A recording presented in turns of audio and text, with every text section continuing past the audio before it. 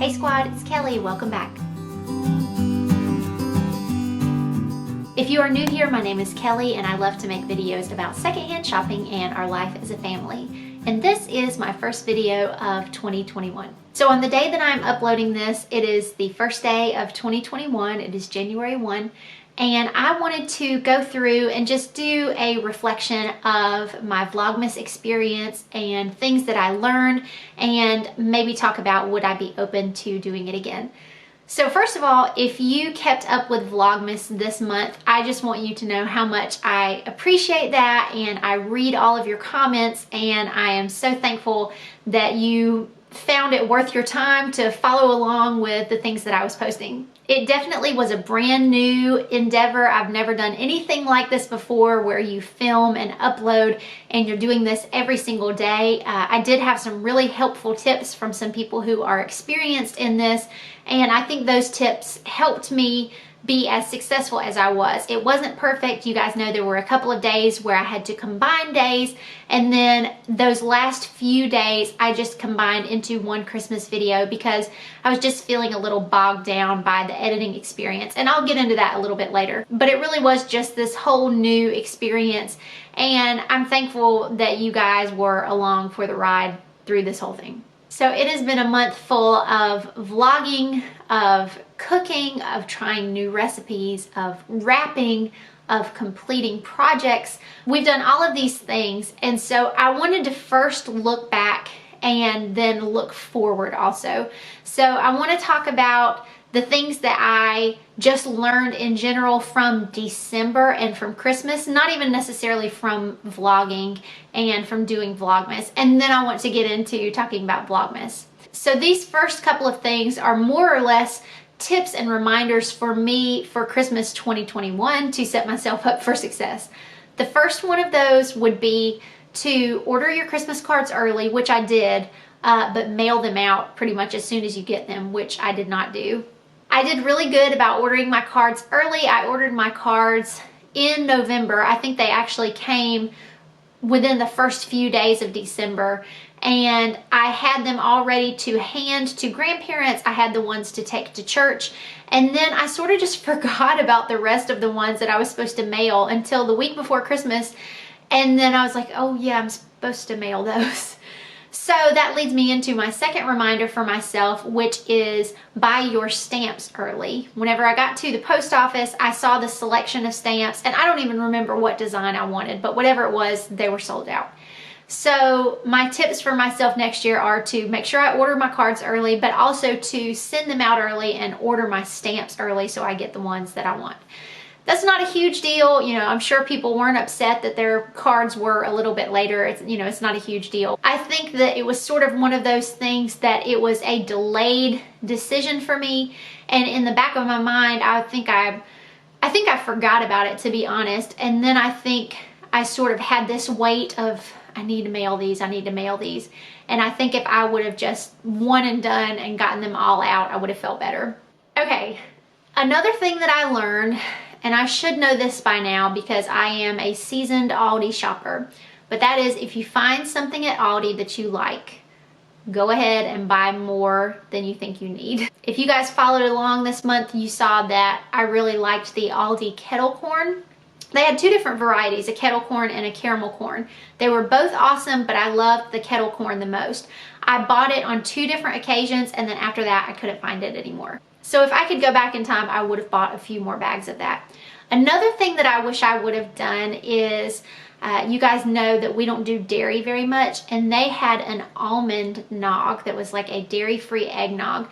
And I don't think I've actually ever tried eggnog, but I hear people talk about it. It sounds super festive and like something I'd want to try. But I sort of was just like, I don't really need it. And then of course I went back the next time and it was not there. So let that be a lesson to my future self. Let that be a lesson to you, that if you find something at Aldi that you like that is seasonal, you better grab it because it won't be there for long. Another thing from December is that I found some keeper recipes. So the two that really stick out in my mind are the German chocolate pie that I made for my father-in-law's birthday and the quick fudge that I added to my treat containers. If you watched the vlog where I talked about the pie, it did have a lot of steps. It was a little more involved. It's probably something that I wouldn't make very often, but it's called like an award-winning or a prize-winning pie, and I would agree wholeheartedly with that. It was delicious that night when we had it. It was even more delicious the next morning when I had it for breakfast with a cup of coffee. So that is going into my list of recipes that I keep. The other thing that I mentioned was the fudge. I got this recipe from the Tasty app. This was more of a quick fudge from what I understand, and my understanding of fudge is very limited. But there were only 2 ingredients. It was just chocolate chips and sweetened condensed milk, and you just melted that down and put it in a pan. I kind of would like to do this next year and add some caramel on top and some crushed pecans and have it sort of be like a turtle fudge. So I might try that, but those are the 2 recipes that I tried this year that I think I will repeat. All right, now for the second part, I wanted to get into my review of Vlogmas as a whole. So Vlogmas taught me several things. So the first thing that it taught me was that doing Vlogmas and just creating content in general has encouraged me and forced me to be more creative. It's encouraged me to finish projects. It's encouraged me to start projects. So for that, I really did enjoy it. I really loved taking something like this garland behind me, and it was such an inexpensive thrift find, and I was able to add things to it and make that sort of a feature in our bedroom, and clearly it is still up and I am still loving it. The other DIY that I did this year that I was super proud of was the basket under the tree. And I've showed this to you guys, but it started out as a yard sale basket. I think I paid $1 for it, and I had this vision of it fitting around the tree. And when I measured, it wasn't wide enough, and I could have just thrown in the towel and either not used it or bought something more expensive, but I decided to really try to push through and make my idea work. So, we cut it up the back and we took the bottom out of the basket, and I was able to line the inside with some drop cloth, and I ended up being really happy with the result. Had I not already said that I was going to do that project and sort of committed to it, I might have given up, or I might have said that it wasn't worth it. And I'm really proud of myself for pushing through and accomplishing that. Another positive that came out of Vlogmas is that it made me faster with editing. Now, it is still time consuming and I'm not as fast as I want to be, and that is why I had a few days where I combined 2 days into one, and then why essentially at the very end I dropped off on day 22 and then came back with a final video. I would say that my biggest struggle with Vlogmas is just that the editing takes so much time. The videoing really doesn't take a ton of time. It's just a matter of remembering to take your camera with you and to set it up as you're doing things throughout your day. Ideally, editing would be done during a frame of time every day, like nap time. Some days I was able to accomplish this, and on those days the load felt really manageable. It felt nice to have this project that was going to be going up the next day and I didn't have to worry about it. But most days what would happen is I would start editing, but I would not get finished. And so I would end up, as soon as the kids go to bed, I would camp out with my computer, and then before I knew it, it would be 11:30, 12 o'clock. So I was staying up too late. I was missing quality time with my husband. So that part was hard. The other thing that Vlogmas taught me is to really appreciate the people that you follow that are doing vlogs, whether it be, on a daily basis like Vlogmas or Veda or Vlogtober, or if it's just your day in the life vlog every now and again. I think it's so important to remember that in most cases, the person who is in front of the screen is also the person who set up the camera. Most of us are not fortunate enough to have a filming crew that is following us around, and we just get to be in the moment. So when you do make the decision to do a vlog, you're having to start doing this activity over here, but remember to put your camera up.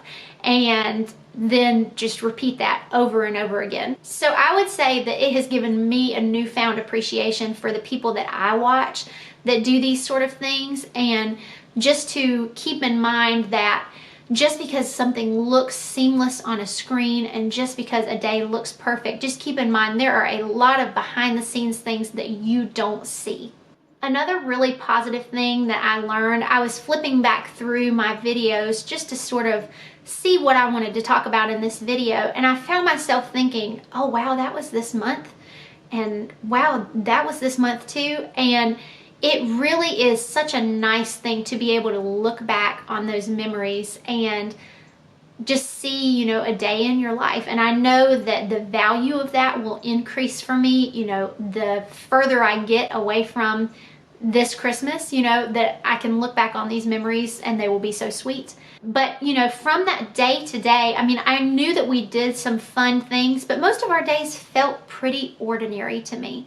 And it didn't feel super spectacular or super flashy, and it wasn't. But to be able to look back at these videos, we really were able to pack in a lot of memories, despite some things being limited access or shut down due to everything that's gone on in 2020.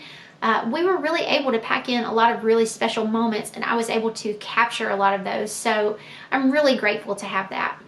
Okay, the big question, would I be open to doing Vlogmas again?